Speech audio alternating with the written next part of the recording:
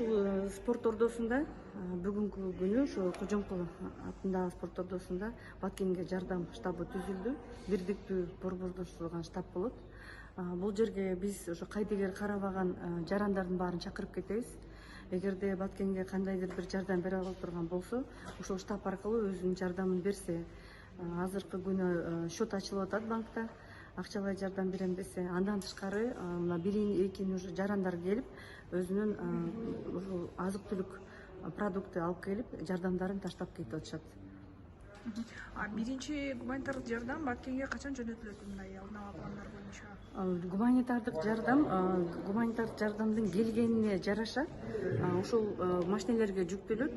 Бул биздин өзгөчө кырдаалдар министрлиги аркылуу атайын уюштурулуп, ушу Баткен жерге жеткирилет.